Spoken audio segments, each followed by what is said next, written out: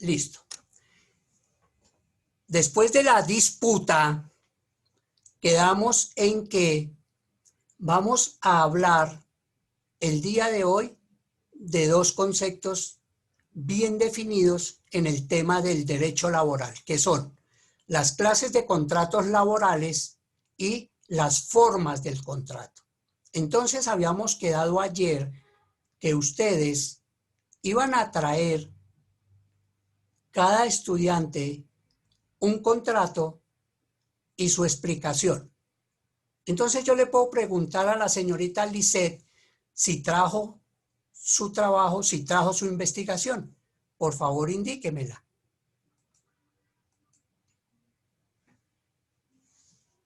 Por favor, señorita. Profe, qué pena, en el grupo no hay ninguna Lisette. Ay, Dios. Bueno, usted, dígame, discúlpeme que la trate así, por favor. Tranquilo, profesor, no me preocupe, yo no me tomo Liz, nada personal. discúlpeme, Liz Blanco. Sí, Liz señor. Blanco, discúlpeme. Dígame, ¿trajo el trabajo? Sí, lo de los tipos de contratos. A ver, dime uno. Pues conozco el de obra labor. Ok, solamente uno. Bueno, listo, el de obra labor, profe. Sí, listo. ¿De qué se trata? Bueno, el de obra labor se trata de que usted trabaja por temas de, o sea, por un tiempo específico de la labor que usted está ejecutando en la organización o empresa, ya sea de 3 meses, 4 meses, es un tiempo no determinado que está usted en la compañía o en la empresa. ¿Sí está bien, profe? ¿Solamente eso o tiene que agregar algo más? No solo eso, profe, pues eso es lo que estoy más o menos, es lo que encontré de la Vale, información del contrato. listo.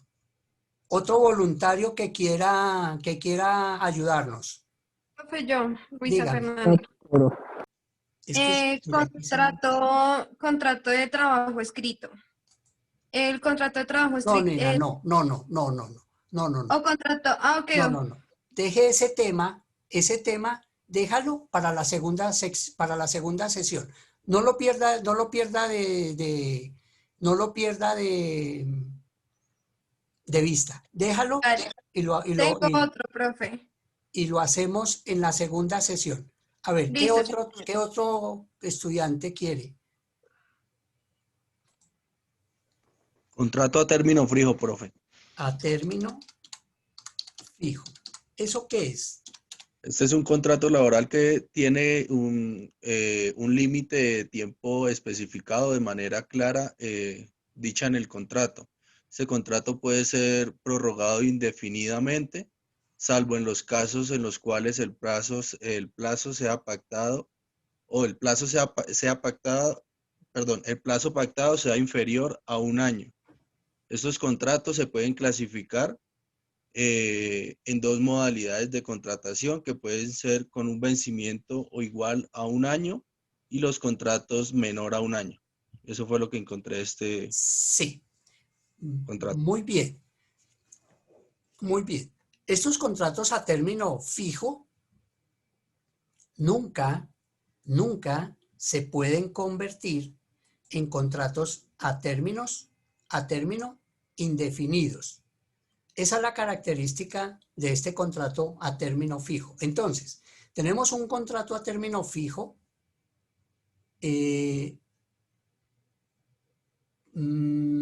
menos de un año. El contrato puede decir que si entre las partes no hay comunicación escrita antes de 30 días, el contrato se puede renovar por el mismo tiempo inicial. Y este contrato a término fijo, podemos tener contratos a término fijo de 3 meses, de 4 meses, de 5 meses. Pero este contrato a término fijo se puede renovar en 3 oportunidades por el mismo tiempo inicial. Y a la cuarta vez, el contrato se renueva automáticamente por el término de un año. ¿Sí me hice entender? ¿Sí es claro o no? Sí, profe, qué pena, yo sé que es sesión de preguntas, pero después de ese año se puede volver a renovar cada año, ¿cierto? O sea, ya pasaría anualmente la Sí, renovación. sí, lo que pasa, Ok. Lo que pasa, John, es que este contrato jamás va a pasar a ser contrato a término indefinido. ¿Sí me comprende?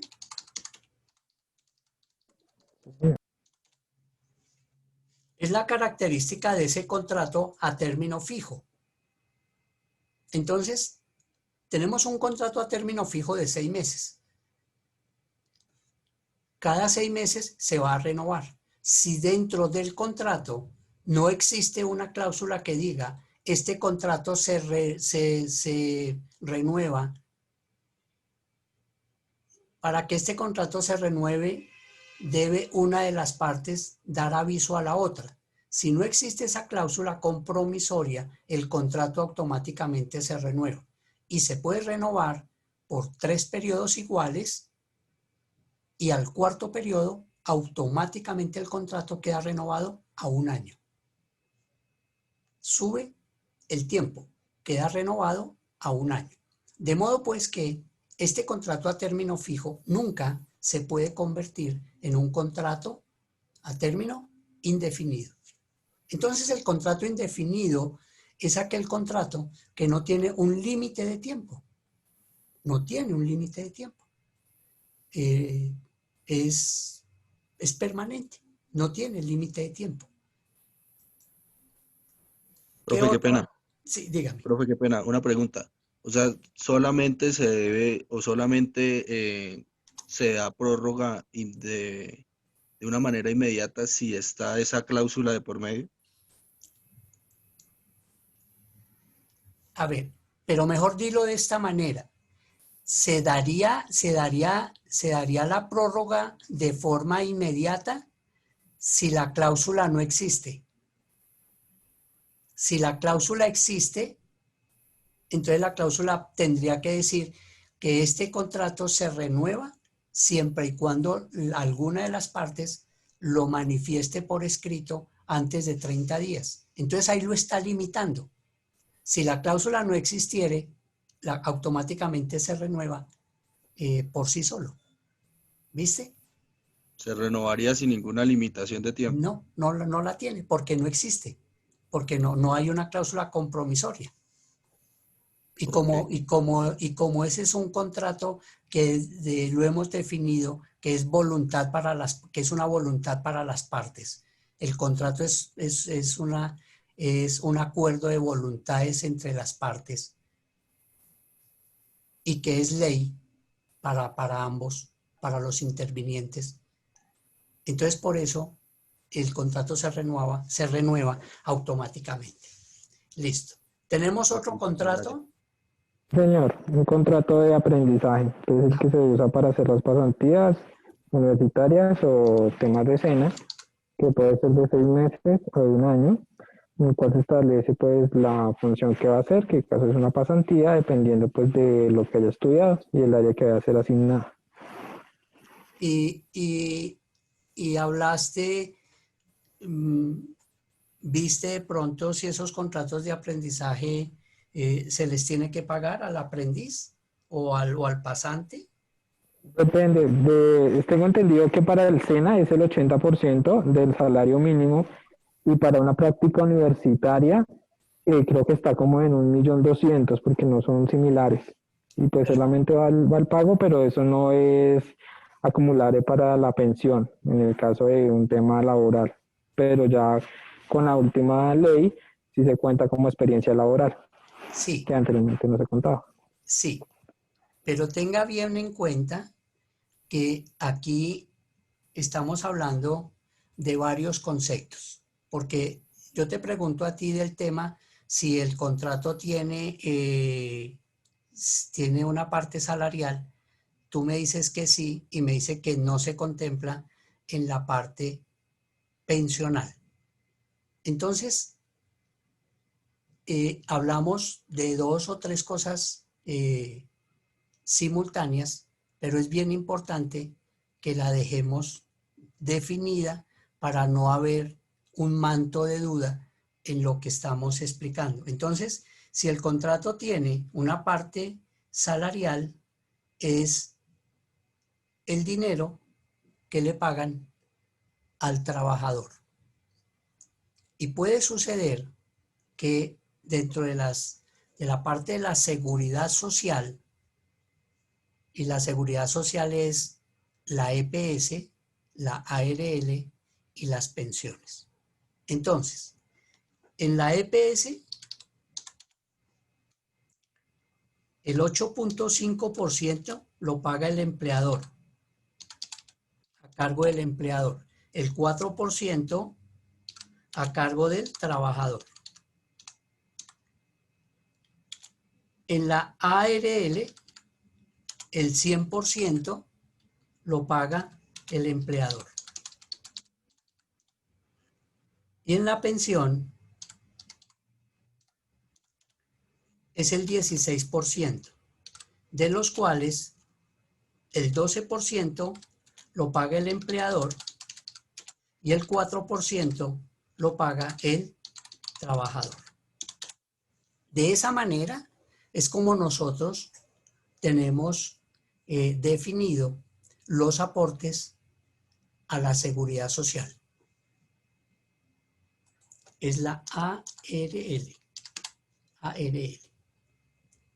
Entonces, cuando tú me hablas del salario que tiene el aprendiz y me hablas del tema pensional, fíjate que estamos hablando de dos cosas, que hacen parte del derecho laboral, sí, pero por eso aquí lo estoy independizando para que ustedes interpreten bien qué es el salario y qué es la parte de la pensión, la parte pensional de los trabajadores. Entonces, en esa parte pensional, el total de la cotización es del 16%, que el 12% lo pague el empleador y el 4% el trabajador. Entonces, en todas las nóminas que se hacen para aquellos contratos laborales, al trabajador le descuentan siempre como por concepto de la EPS, de la salud, el 4%. Y le descuentan para la pensión el 4%. Y la ARL, la Administradora de Riesgos Laborales, que cubre los accidentes laborales, el 100% lo paga el empleador. ¿Le quedó claro con el tema de los contratos de aprendizaje? Sí, señor. Vale, listo. Sigamos adelante. ¿Qué otro contrato?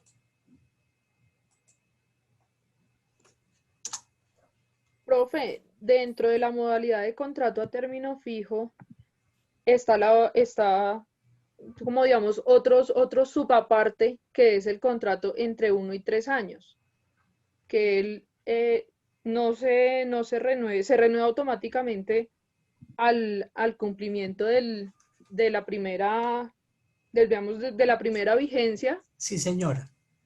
pero no, y digamos que se renovará automáticamente a menos que se haga el preaviso con 30 días de anticipación al Sí, señora. vencimiento del término. Sí, está correcto. Está correcto. Está bien. La apreciación es válida. Sí, señora. Bueno, ¿qué otro contrato? A ver, tenemos Profe, 30 estudiantes. Dígame. yo Diga. encontré pues que habían dos tipos de contratos, ¿sí?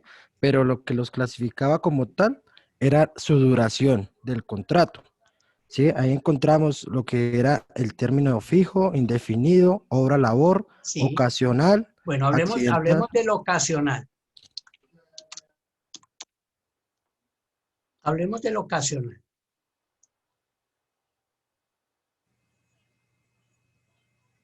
Siga, señor. En el ocasional encontré que en realidad es el mismo contrato de trabajo a término fijo, Sí. pero el origen de este contrato nace en la necesidad de cubrir una actividad temporal, transitoria, accidental, como puede ser un embarazo, unas vacaciones, Perfecto. una licencia. Perfecto. Ese es el objeto, ese es el sentir. Esa es la presentación de ese contrato ocasional. Es para eso. Es para eso. Perfecto. Muy bien. ¿Qué otro contrato encontramos? Profe, pregunta, ¿el contrato verbal? Deja esa pregunta para la segunda parte de esta sección. No la pierda de vista, porque ese es otro tema. Eso es otra cosa. ¿Vale? ¿Quién más tiene otro contrato? Está el contrato civil por prestación de servicios. Bueno, Bueno, acá nos aclara que es un tipo de contrato. tú se dijiste genera de manera contrato civil de prestación de servicios. Ok, de servicios. ok. Entonces ahí nos aclara que es un tipo de contrato que se genera de manera bilateral entre una persona y una persona natural o jurídica. Sí. ¿No te llama la atención por qué lo escribí en rojo? Creo que no estamos viendo su pantalla, profe. Ay, Profe, no estamos viendo la pantalla. bueno, vamos a compartirla. Algo me decía. Profe, pero el contrato de prestación de servicios no contaría como un contrato laboral como tal, ¿o sí? O sea, no cumple con todo lo que requiere un contrato laboral. Bueno, sigue hablando, que es que estoy tratando aquí de compartir la pantalla. Sigue hablando, yo te estoy escuchando. Bueno, porque pues lo que hablábamos ayer era que el contrato laboral tiene como 3 fundamentos específicos: la subordinación, el cumplimiento del horario y el pago de un salario. Si bien el contrato de prestación de servicios tiene una remuneración, no es un salario como tal, y tiene de algún modo una subordinación porque se cumplen ciertas instrucciones, no está amarrado a un horario como tal. Cuando eres prestador de servicios, no necesariamente tienes que cumplir un horario. Creo que por eso no está configurado como contrato laboral. ¿Quién hablaba? Nicole Sequera. Ok, gracias, Nico.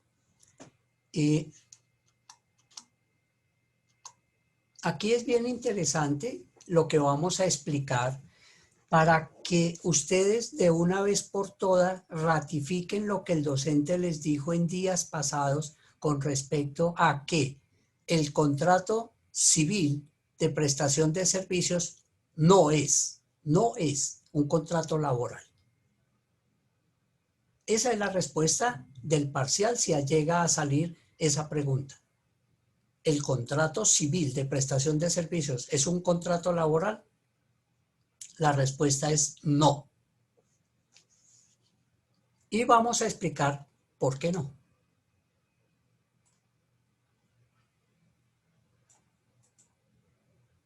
Vamos a regresarnos a la clase de jurisdicciones o la clase de derechos que existe.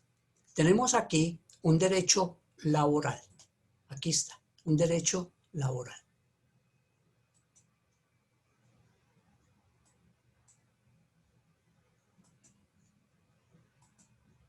Y tenemos aquí un derecho civil. Los he colocado en colores diferentes para que ustedes se den cuenta que son dos derechos totalmente diferentes. Una cosa es el derecho laboral y otra cosa es el derecho civil. Cuando a nosotros nos dicen que es un contrato civil de prestación de servicios, corresponde a la jurisdicción civil. Mientras que los otros contratos que estuvimos analizando corresponden a la jurisdicción laboral.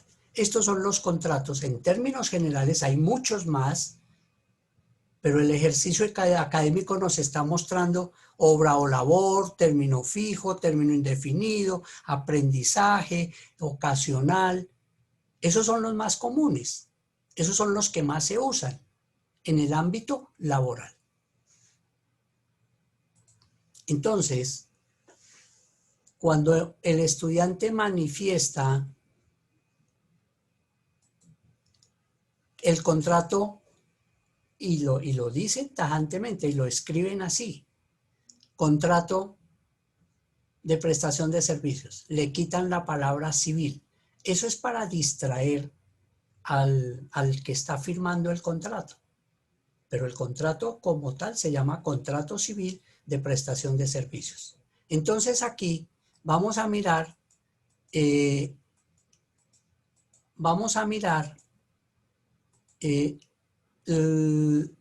las diferencias entre uno y el otro.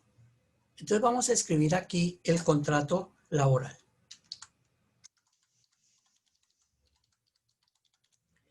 Ese contrato, entonces, empecemos así. El contrato de prestación de servicios, el nexo causal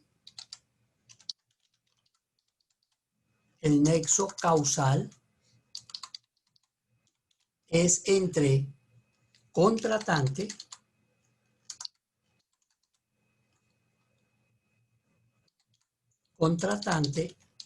versus contratista. Así se llaman. Así se llaman las partes intervinientes dentro del contrato. El nexo causal es contratante versus contratista. En el derecho, en el contrato laboral, el nexo causal es empleador versus el empleado.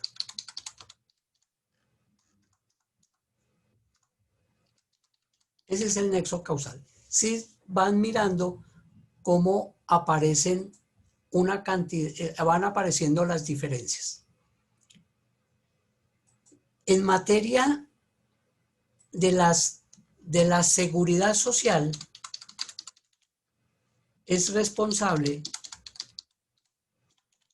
el contratante.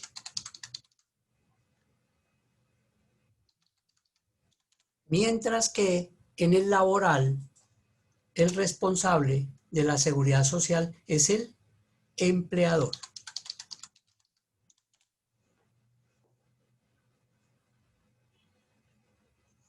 Y aquí, entonces, vamos a mirar otra diferencia. Es que en el contrato civil de prestación de servicios no se habla de salario, sino se habla del valor del contrato, valor total del contrato. Y vamos a decir que este contrato lo vamos a hacer por 12.000. Y la forma de pago es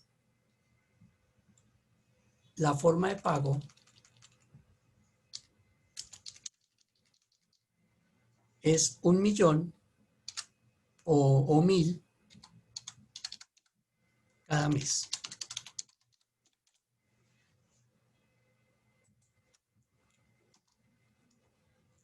Mientras que en el contrato laboral, voy a colocarlo aquí en azulito para que no se me distorsione la idea. En el contrato laboral vamos a decir que se habla de un salario pagadero por mensualidades.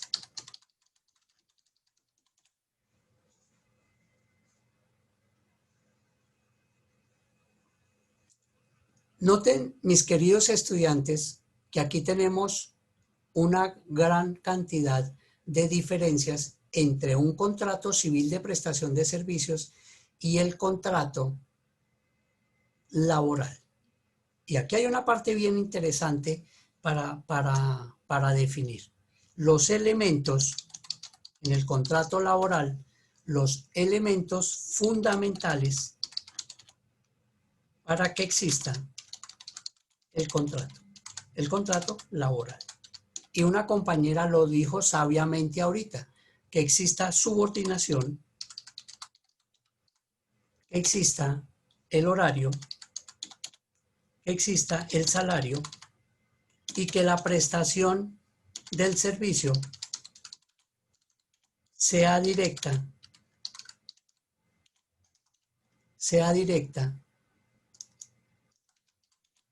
del empleado. Y con esto nos queda muy bien explicado,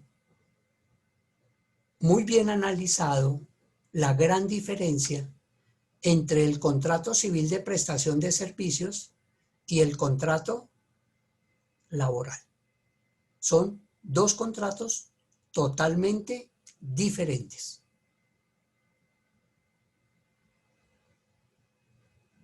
Son dos jurisdicciones totalmente diferentes.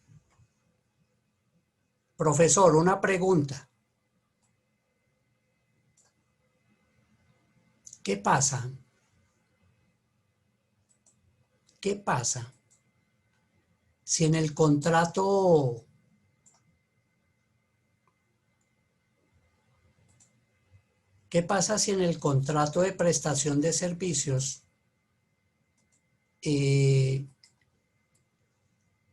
de prestación de servicios, yo estoy subordinado, recibo órdenes, me hacen cumplir un horario, tengo un salario, porque a mí me pagan cada mes, y no permiten que otra persona vaya a hacer el trabajo, sino que sea yo. Pero me tienen es un contrato civil de prestación de servicios. ¿Qué pasa ahí, profesor? Listo. El profesor les va a decir, es una buena pregunta.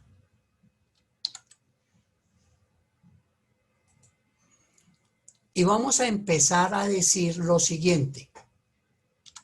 Por el nombre que le den al contrato, su esencia no cambia.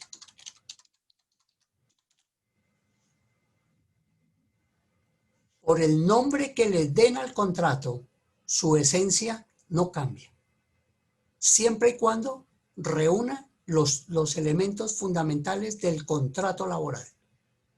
De modo pues que, si a mí me hacen firmar un contrato de prestación de servicios, pero dentro de ese contrato de prestación de servicios, yo estoy cumpliendo los elementos fundamentales, puedo aplicar esa cláusula que dice que por el nombre que le den al contrato, su esencia no cambia. Entonces es un contrato laboral, es un contrato de trabajo. ¿Me te puedo corregir? Una pregunta. Sí, dígame. Es que esencia está mal escrito. Sí, Qué pena. dime. Sí, Es que esencia está mal escrito. ¿Es ese? Sí, señor, es ese. Ok, gracias. Entonces, por sí solo, esa manifestación del trabajador no funciona. Yo necesito presentar una demanda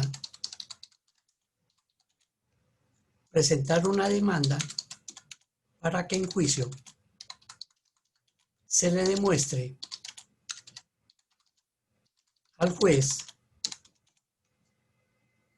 que en el contrato de prestación de servicios existió el cumplimiento de los tres elementos del contrato laboral.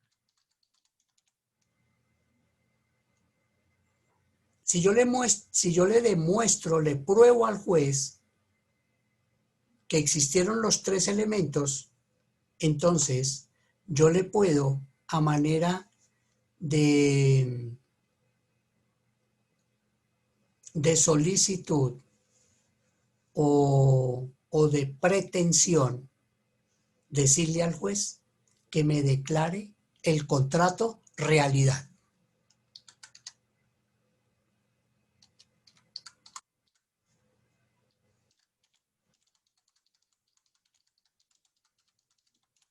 El contrato realidad. Este contrato realidad es muy común que ustedes lo escuchen en la calle. Se oye mucho. El famoso contrato realidad. Y aquí, de una manera clara, precisa, con errores de ortografía, hemos explicado cómo nace el contrato realidad. Y ese contrato realidad podemos decir que es igual a un contrato laboral. Y en este contrato laboral, entonces, ese contratante tiene que pagar todo el tema de prestaciones sociales y la seguridad social. Dijimos que en el contrato de prestación de servicios, la parte de la seguridad social estaba a cargo del contratante. Pero como nosotros, dentro de ese contrato, existieron los 3 elementos fundamentales del contrato laboral, yo demando ante la jurisdicción ordinaria laboral y le digo al juez y le pruebo al juez que en ese contrato lo único que hicieron fue cambiarle el nombre, pero la esencia del contrato es un contrato laboral. Entonces en las pretensiones,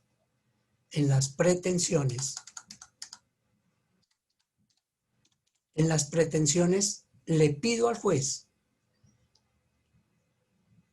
que me convierta ese contrato, que me declare ese contrato de prestación de servicios en un contrato realidad, porque ese es el término.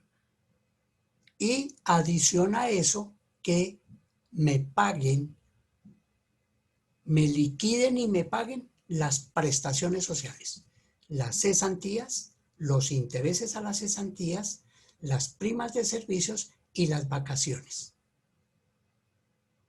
Ahora, podemos decir que ese contrato fue terminado de forma injusta. Entonces, que me paguen la indemnización por despido injustificado. Y como a hoy no me han pagado las prestaciones sociales, de acuerdo al artículo 65 del Código Sustantivo del Trabajo, que me paguen la indemnización de un día de salario por mora en el pago. Entonces, le pido al juez que si me declara el contrato realidad, ese contratante se convierte en empleador y que me pague todos los temas de prestaciones sociales y la seguridad social. Claro, aquí lo más importante es que dentro de la seguridad social tenemos la EPS, la ARL y la pensión. Pero lo más importante no es ni siquiera que me paguen la EPS, porque es que pagando la EPS no me va a regresar a mí, al pasado, el servicio médico. No, ni me van a dar el servicio médico, ni me van a devolver plata. En la ARL lo mismo, ni me van a dar atención porque no tuve un accidente laboral, ni tampoco me van a regresar los aportes. Pero en la pensión sí. ¿Por qué?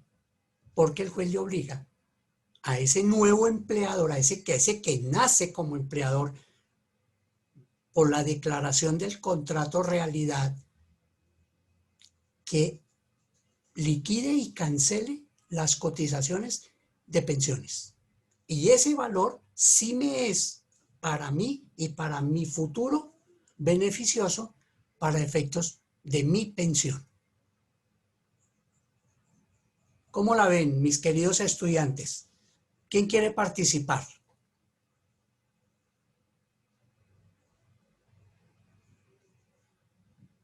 Los escucho. Porque este tema sí que es un tema candela. A ver, ¿quién quiere participar? Los escucho.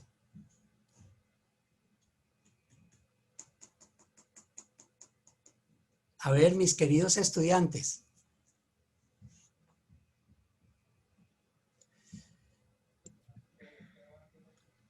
La pregunta, ¿me están escuchando?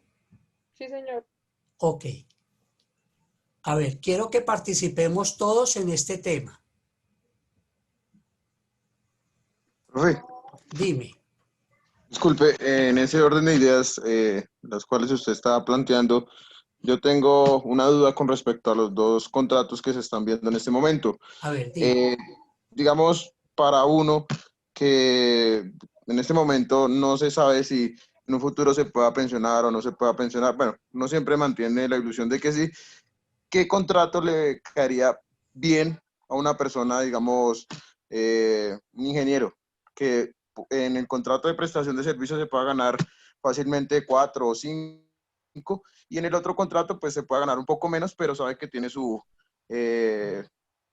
todo lo de ley, ¿no? Lo que es pensión, salud, pero más sin embargo, obviamente, bajo su criterio, profe, ¿cuál de los dos contratos es el recomendado para eso? Mira, Sebastián, frente a estas dos temáticas del contrato civil de prestación de servicios, el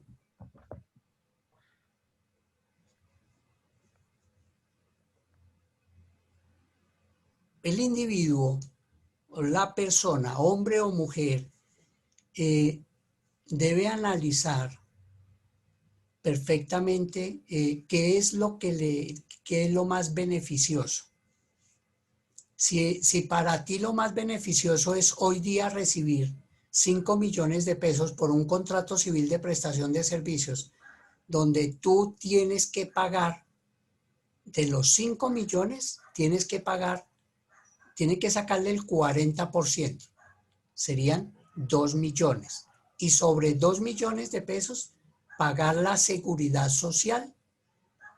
Te estoy hablando de más o menos unos 300.000 pesos que tienes tú que pagar.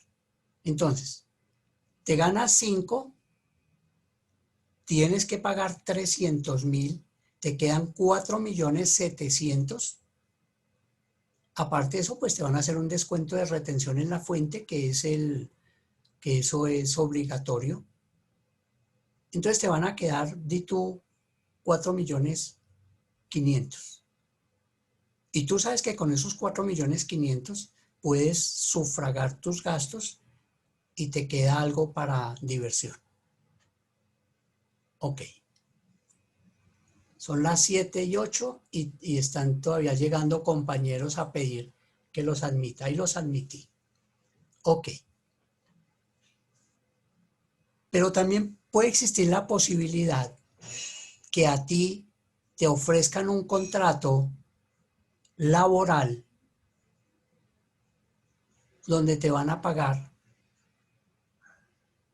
2 millones de pesos. Un contrato laboral, 2 millones de pesos. En la cual a ti solamente te van a descontar el 8% de esos 2 millones de pesos. 8 por 2, 16, como 160.000. Le quedan 1.800.000 pesos. Y aparte de eso tiene un ganancial a futuro, un ganancial doble a futuro, que es que te tienen que pagar las prestaciones sociales y el pago de la cotización de la pensión para acumularla para ese gran futuro que te puedas pensionar. Entonces, sobre ese concepto uno lo que tiene que valorar es si sobre la plata que le queda a uno líquida puede uno vivir. Si tú con 2 millones de pesos del contrato laboral puedes vivir, de pronto tú dirás, yo prefiero el laboral. No, no, profe, es que mis gastos son altos. Entonces yo con 2 millones no vivo. Tengo que irme al contrato de 4.500.000 porque ahí sí puedo vivir. Entonces, fíjate cómo dentro de un análisis financiero definimos cuál de los dos puede ser mejor de acuerdo a la condición humana de cada persona. ¿Que los dos sean válidos? Sí. ¿Que a futuro tú puedas demandar ese contrato de prestación de servicios porque cumple con los elementos fundamentales? También lo puedes hacer. Profesor, ¿qué pasa si yo presento la demanda y el juez no me declara el contrato realidad? Pierdo el proceso. Pues mi querido amigo, de pronto lo ponen a pagar las costas o los gastos del proceso y unos honorarios al abogado que gana. Entonces, puede estar perdiendo 1.000.000 de pesos. Ese es el riesgo cuando uno presenta una demanda, que si la pierde, el juez lo pone a pagar como mínimo 1.000.000 de pesos. Puede ser menos, porque perdió el proceso. Y aquí existe lo que existe en todas partes y todo lo hemos escuchado. El que pierde, paga. ¿Qué tal, Sebastián? ¿Muy claro el tema?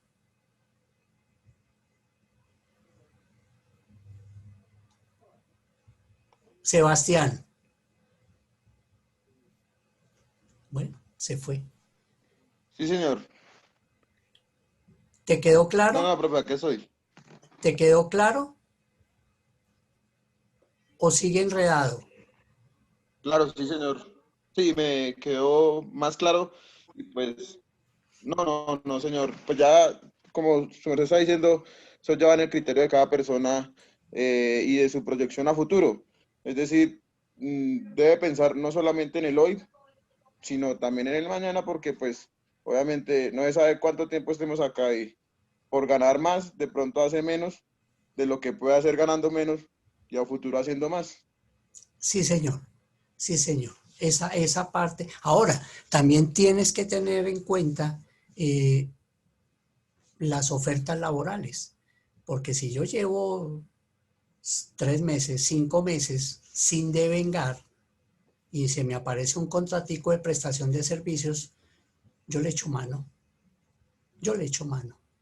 Y de pronto, trabajando bien, con amor, con dedicación, haciendo mi mayor esfuerzo,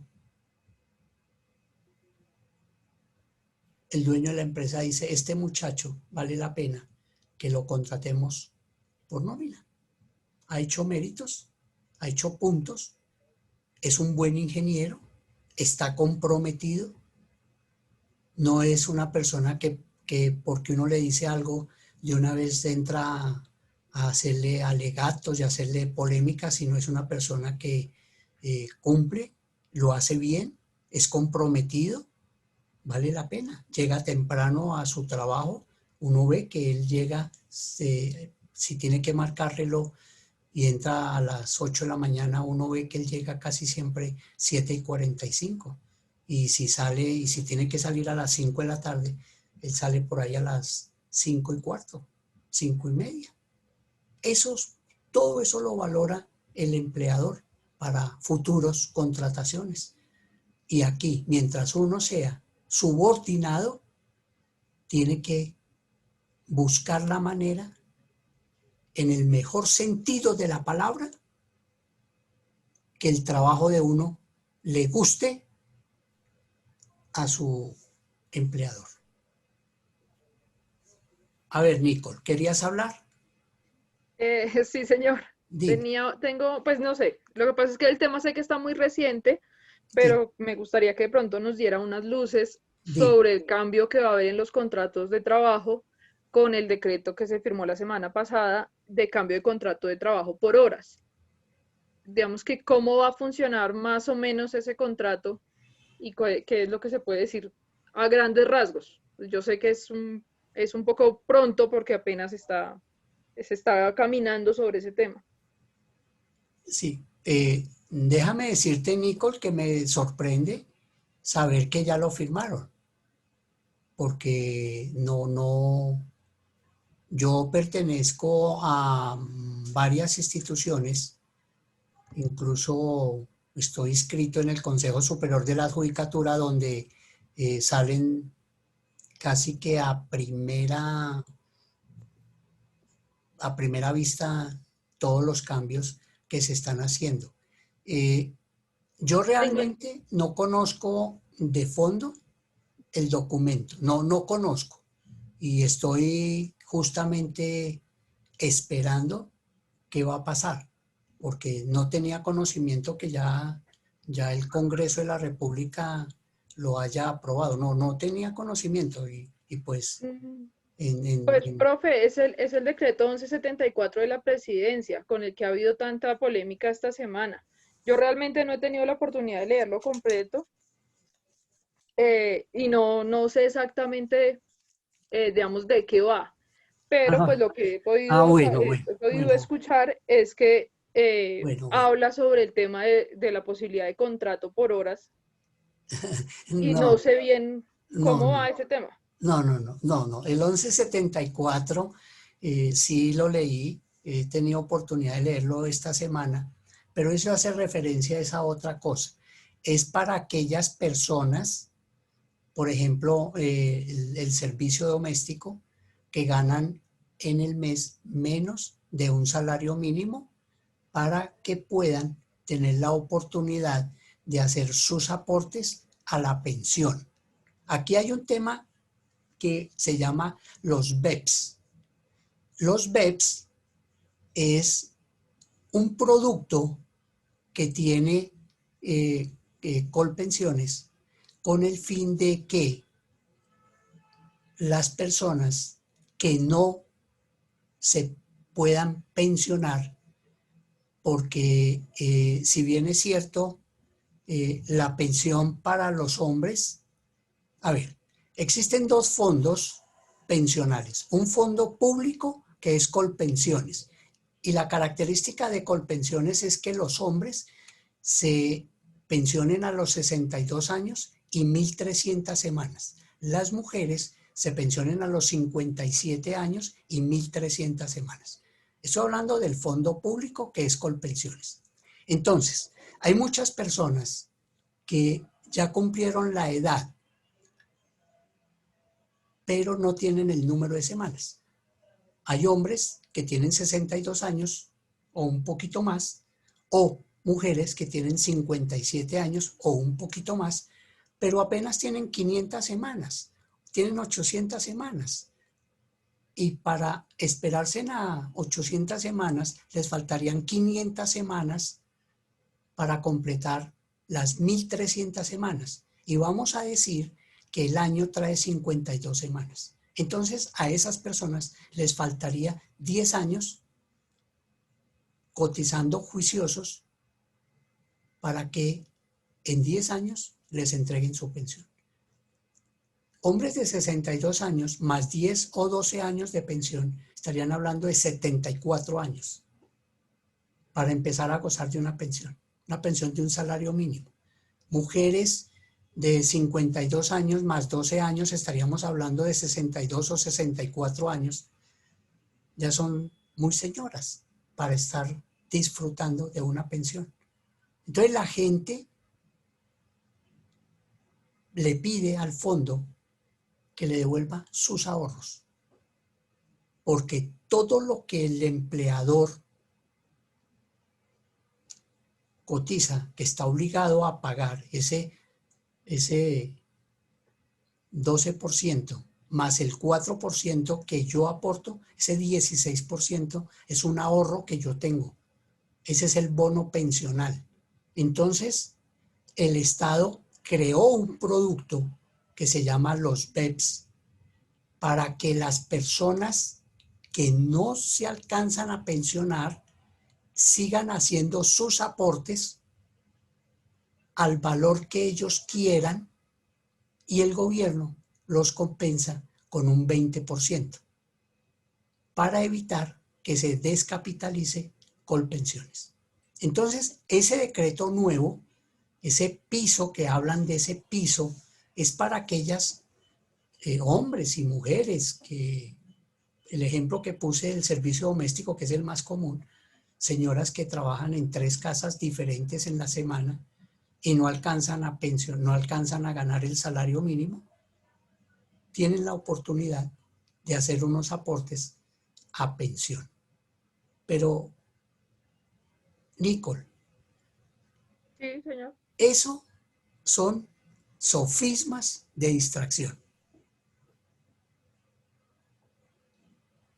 Y le puedo jurar que en menos tiempo posible eso se va a caer, porque eso no va a surtir el efecto. Como ese efecto que colocaron en estos días de la pandemia, donde le decían a los viejitos, venga señor viejito que tiene su casa y no tiene que comer, camine, vamos al banco y entrega su casa para que por una cifra irrisoria, de un préstamo irrisorio, usted empeñe su casa. Una hipoteca inversa. Ave María, ¿eso quién lo hizo? Nadie. Eso se cayó, eso se cae de los cabellos. Igualmente va a pasar con este tema de los BEPS. No ha funcionado como debe funcionar. ¿Por qué? Porque una persona que tiene 62, 63 años y tiene 800 semanas, tiene más o menos ahorrado, póngale mal contado, unos 8 o 9 millones de pesos, no tiene más. Póngale 12 millones. Pues ese señor de esa edad prefiere coger esos 12 millones ahorita que está con vida, que todavía puede caminar, disfrutarlos, que no a la de vuelta de 12, 14 años, que no se sabe si el señor todavía esté vivo, porque la edad promedio del colombiano son 75 años. Entonces ese decreto es, en términos generales, para eso. Y funciona por el tema del fondo público que es Colpensiones. Bueno, ¿qué Vale, otro profe, compañero quiere hablar?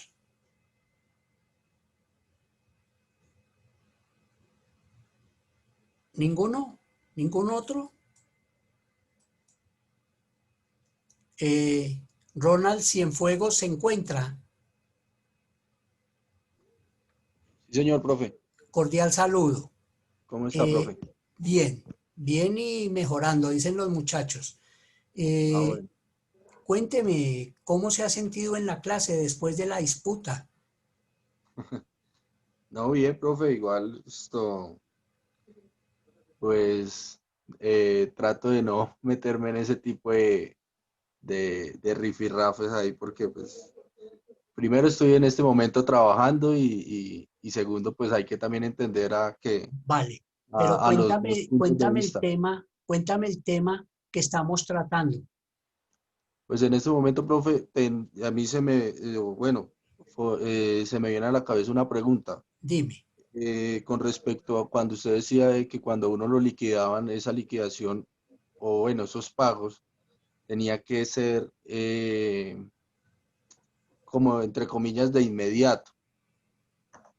Sí, ¿Esto se debe dar así como lo dice la ley o lo limita alguna cláusula que tenga interna el empleador o la empresa como tal? No, Ronald. La ley es la ley. Y la ley lo manifiesta en el artículo 65 textualmente. A la terminación de la relación laboral, el empleador le debe pagar al trabajador sus prestaciones sociales. Y fíjate que no le está dando tiempos. No le está diciendo, páguele, después de que termine la relación, páguele en 15 días, o páguele en un mes, o páguele cuando le dé pena, o páguele cuando quiera. No, es textual. a la terminación del contrato, le tiene que pagar las prestaciones sociales. Si no lo hiciere, debe pagar una indemnización equivalente a un día de salario por día en mora. Así lo dice la ley. Sí, Sino profe. que, No, claro, lo pregunto es porque he conocido casos de que a veces claro, se le demoran hasta 20 días claro, en claro, pagar y pues no es cualquier empresa pequeña, sino ya una gran empresa. claro, claro, Entonces, por eso se me viene a la cabeza esa pregunta, porque claro, una cosa pues es lo que esté en los textos, pero otra muy diferente es lo que se ve en la realidad. claro. Ronald, lo que pasa es que ningún abogado eh, va a presentar una demanda para que el juez le declare una moratoria de 20 días. Entonces, por eso Mm. los empleadores son un tanto abusivos con esos términos jurídicos, porque yo no conozco, yo no lo hago. O sea, yo 20 días yo no me le meto a ese caballo, porque no vale la pena. Económicamente Profe, no vale la pena. Entonces, es por eso, en una ocasión, dime, ¿quién habla? Profe, Dime, yo tengo una consulta. dime. Es que según el pago de las liquidaciones, es como usted lo dice, está por el Código que, Sustantivo del Trabajo, profe, en Sigue, sigue. pero, pero ocasiones, yo alguna vez que hubo un problema con una liquidación, ellos dijeron que sí, que tocaba inmediato por el Código Sustantivo, pero que ellos estaban regulados por la legislación civil que hace de que ellos puedan tener 15 días por lo menos hábiles para hacer el pago de las prestaciones y liquidación. No sé, pues usted me No, no, sacará de la duda. no. Tenemos un artículo en la Constitución Política de Colombia, que es el artículo 53, que habla de la primacía de la ley. Fíjate que los empleadores en algún momento sacan cualquier disculpa para tratar de justificar esa mora, pero la ley es muy tajante. Tenemos las 7:27 y hay otro compañero que pide acceso y le vamos a dar a admitir. 7:27. Artículo 53. La primacía de la ley, de la Constitución Política. Es donde el Congreso de la República expide los estatutos del trabajo, las facultades para transigir, para conciliar sobre derechos ciertos, sobre derechos inciertos.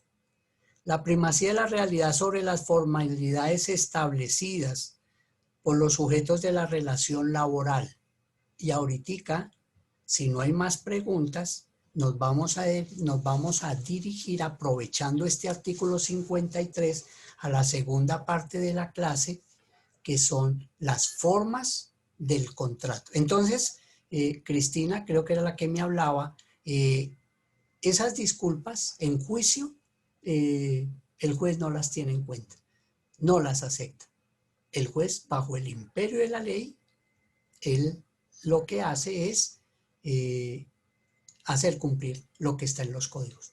No existe la posibilidad.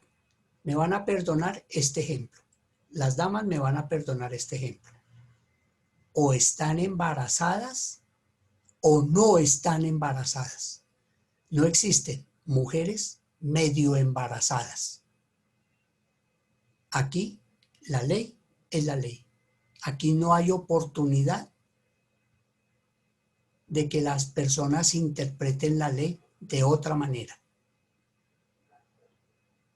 Le tienen que pagar las prestaciones sociales al trabajador el mismo día que se retire, so pena de que le paguen una indemnización de un día de salario por día en mora. Así lo dice textualmente la ley y no tiene interpretación a otra cosa. Es eso y es así. Profe, ¿y cómo hacer para que esto se cumpla en esos términos? Ahí vienen las demandas ordinarias en los juzgados laborales. Cuando uno presenta la demanda, uno le está mostrando al juez en los hechos que tú te retiraste tal día y que la empresa a hoy no te ha pagado las prestaciones sociales. Entonces la carga de la prueba en juicio es del empleador. El empleador es el que tiene que probar que le pagó las prestaciones sociales. Muchos de ellos cometen errores jurídicos. Por ejemplo, van y le consignan al Banco Agrario las prestaciones sociales, pero no le avisan al trabajador que le consignaron las prestaciones sociales. Entonces, cuando llegan a juicio, presentan ese recibo de pago y el abogado del empleado le manifiesta al señor juez, pero ellos no le pusieron en conocimiento la consignación al trabajador. Por ende, él a hoy no ha recibido el dinero ni ha podido disfrutar de sus derechos. ¿Qué le contesta el juez? Tiene toda la razón. Es como si no hubiera pagado.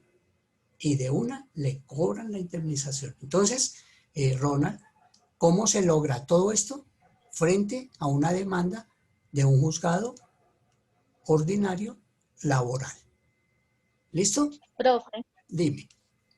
yo tengo una pregunta respecto a los contratos laborales.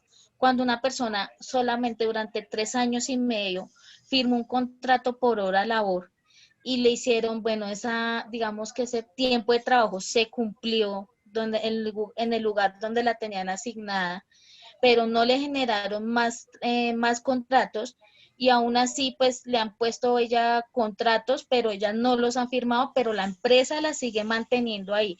¿Qué gravedad o qué puede el hecho de que no firme el trabajador ese contrato? Bien, muy bien. Julie, esa pregunta, junto con las dos preguntas de las compañeras anteriores, nos dan pie junto a este contrato, junto a este tema de la primacía del contrato, nos dio pie para que de una vez entremos a la segunda parte de nuestro tema, que se llama formas de contrato, las formas del contrato laboral. Las formas del contrato laboral, por ahí un compañero también intervino, y son contrato verbal y el contrato escrito. Esas son en el marco del derecho laboral existen dos contratos, el verbal y el contrato escrito. En el contrato verbal, para que exista el contrato verbal, las partes se tienen que poner de acuerdo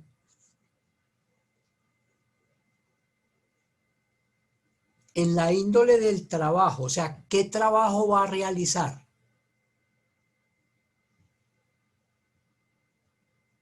¿Cuánto me va a pagar? Y la duración del contrato. Cuando un muchacho llega a un lavadero de carros, va donde el administrador del lavadero y le dice, patrón, yo quiero trabajar.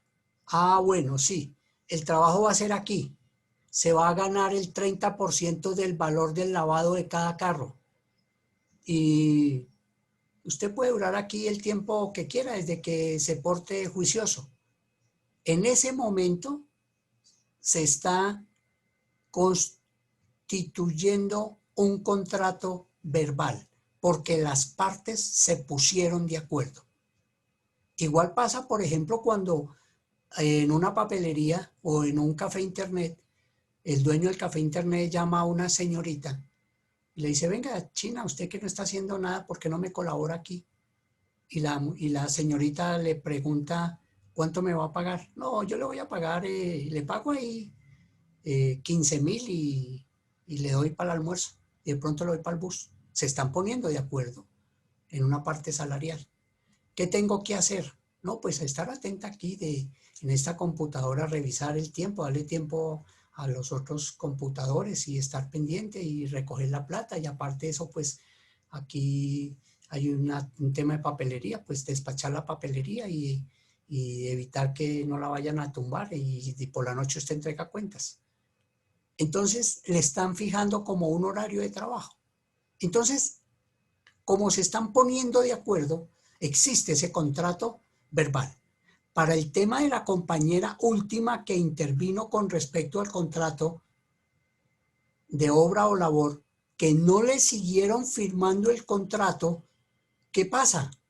Aquí le estamos dando la respuesta. No pasa nada, simplemente que ella, como tiene un acuerdo de voluntades, se puso de acuerdo con el empleador, existe un contrato verbal.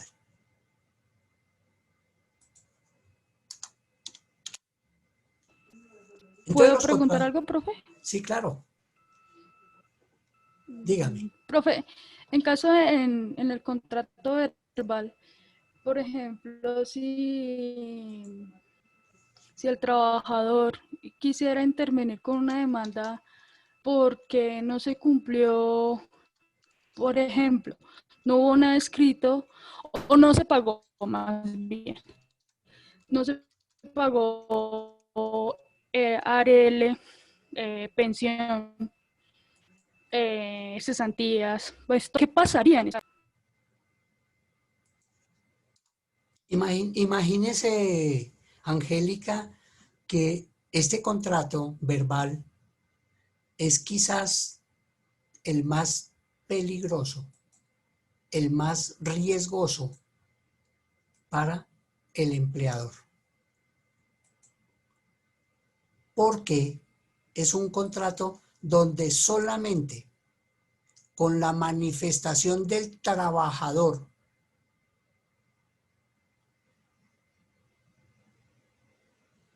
que prestó sus servicios ante ese empleador es suficiente para que el juez le valga el contrato verbal. Porque acuérdense en que la ley laboral es favorable a los trabajadores. Y es en el único contrato, en la única jurisdicción que existe el contrato verbal. Y por eso dicen, lo que no está escrito no vale, pero en materia laboral el contrato verbal sí vale. ¿Le quedó bien, Angélica? Angélica. Perfecto, profe. Sí. Sí, y sé que hay otras consecuencias al momento de, por ejemplo, el empleador. ¿Me escuchas, profe? Sí, sí, correcto. Sí, que también hay otras cosas en ese contrato que, hasta donde yo sé, el empleador puede generar una liquidación con unos recargos. No estoy totalmente, o sea, claro, no sé bien todo del total, pero sé que puede ser unos recargos porque no se pagó en su debido momento todo lo de prestación. Claro, seguimos insistiendo en ese tema del pago de las indemnizaciones. Si a la persona no le pagaron las cesantías, resulta que la ley dice que las cesantías se tienen que liquidar el 31 de diciembre y hay plazo hasta el 14 de febrero para consignarles en los fondos pensionales. Y si no le pagó las cesantías en ese tiempo y estamos en juicio, pues el abogado del trabajador lo que le está diciendo al juez es que le declare el derecho a que le paguen esas prestaciones sociales que no consignaron y que no se las pagaron al trabajador, más la indemnización moratoria. Y esa es la parte que Angélica está preguntando y que lo hemos venido siempre diciendo en el mismo orden de ideas. Si no paga, paga con la indemnización. Él no paga intereses, no, paga es con la indemnización, porque no cumplió consignando las cesantías antes del 14 de febrero de cada año. Y por cada día en mora debe pagar un día de salario. sea en el contrato verbal o sea en el contrato escrito.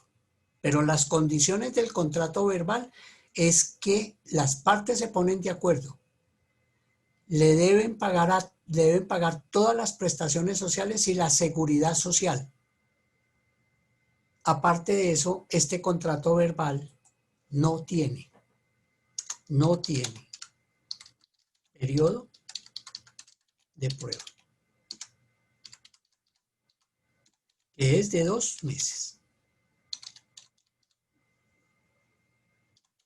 Porque es que el periodo de prueba se tiene que escribir.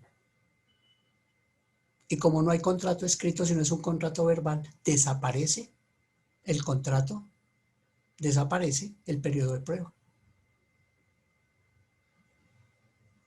Entonces, de pronto el empleador dice, bueno, este tenía un contrato verbal, pero me tiene tan aburrido que lo voy a echar hoy. Y lleva 45 días argumentando que estaba en periodo de prueba. Resulta que la ley dice que los contratos verbales no tienen periodo de prueba. Y si lo va a despedir, le tiene que probar que fue una justa causa para despedirlo. Y si no, lo tiene que indemnizar. Una indemnización por despido injustificado.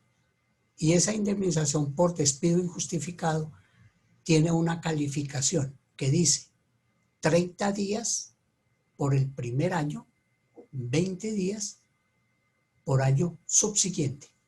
Esa es la indemnización por despido injustificado. Profe, ¿yo puedo Señora. preguntar algo? Señora.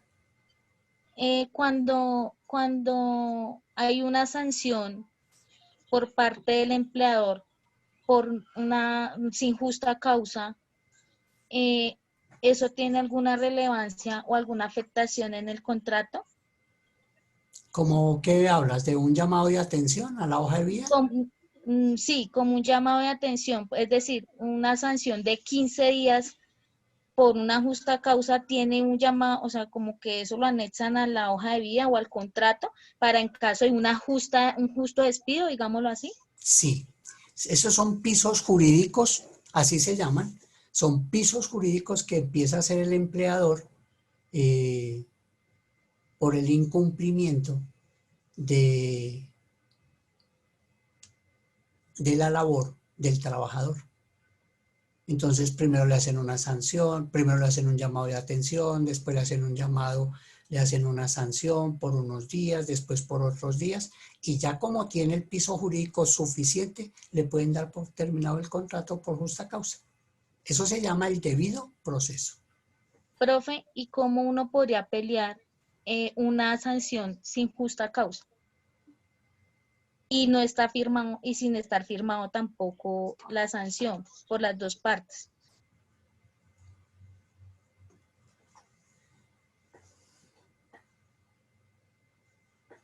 Pues se supondría en un momento dado que no tendría valor, porque la persona se tiene que notificar de que le están llamando la atención.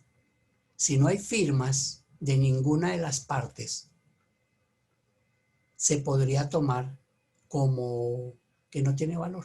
Y ahí se podría pelear en juicio que eso no tiene valor, porque usted no fue notificada. Y para que la notifiquen tiene que ser donde usted firme. Entonces los empleadores son muy sabidos, y ellos ¿qué hacen? Como la señorita no quiso firmar la sanción, llaman a unos compañeros de trabajo y le dicen, venga para acá, firme como testigo de que ella no quiso firmar este memorando. Claro, si los trabajadores no firman como testigos, pues ellos también van a pensar, so pena de que les terminen el contrato. Entonces la gente firma. La gente finalmente, hay mucha gente que está muy afín con la empresa, pues van a firmar. Y ahí coge valor esa sanción. ¿Y ahí qué se podría hacer, profe? Pues esperar que les terminen el contrato y entrar a un juicio para demostrar que fue despedida sin justa causa y pedirle al juez que le reconozca el derecho al despido sin justa causa y que le paguen la indemnización. Todo es en juicio. No, nada puede ser ante el Ministerio de Trabajo. El Ministerio de Trabajo no resuelve. Los únicos que resuelven los asuntos laborales son los jueces de la República. Ellos son los que ordenan. El Ministerio no ordena nada. Los consultorios jurídicos son solamente para conciliar si las partes quieren. Si no quieren, no pueden hacer nada. El único que puede hacer valer los derechos de los trabajadores es el juez de la República. Bueno. Gracias, profe. Con mucho gusto. Entonces, el contrato escrito, todos lo conocemos, todos los hemos manejado, pero el contrato escrito debe reunir los elementos fundamentales para que exista la subordinación, el horario, el salario y que la prestación del servicio sea directamente del empleado. Esa es entonces los temas relacionados con el contrato escrito. El contrato escrito debe estar suscrito, o sea, hecho a mano o en computador, así se llama, que esté suscrito, y aparte de eso, debe estar firmado por las partes. Profesor, ¿qué pasa si el contrato escrito no está firmado? No lo firmó el trabajador. A ver, un ingeniero que diga qué pasa. ¿Para dónde cojo? El contrato escrito no fue firmado. No fue firmado. El contrato escrito no fue firmado por el trabajador. Entonces no tendría validez, ¿no? ¿O podría pasar a ser un contrato verbal, profe? Perfecto. Por favor, dilo duro, por favor. Podría pasar a ser un contrato verbal. Quítele el podría. Pasará a ser un contrato verbal. Perfecto, perfecto. Porque la persona laboró, la persona devengó. Entonces, hay un nexo causal entre empleado y empleador. Entonces, él no puede quedar por puertas sin contrato. Entonces, la ley le permite que sea, como no lo firmó el trabajador, o muchas veces no lo firma el empleador, para decir, no, él no trabajó aquí, entonces existe ese contrato verbal. Profe, ¿y tendría los mismos derechos? Totales, totales. Tiene esos efectos más fuertes que el contrato escrito. Todos los derechos los tiene el contrato verbal. No pierde esas garantías constitucionales. Bueno, mis queridos estudiantes, espero que de esta forma nos haya quedado bien definido el tema de las clases de contrato y las formas de contrato. No siendo más el objeto, muchas gracias por todo lo que me dijeron y que pasen feliz noche. La clase ha terminado. Muchas gracias. Muchas gracias, profe. Feliz noche. Gracias, profe. Buenas noches. Gracias. profe. Gracias. Buenas noches, hasta luego. Gracias, igualmente. Hasta luego.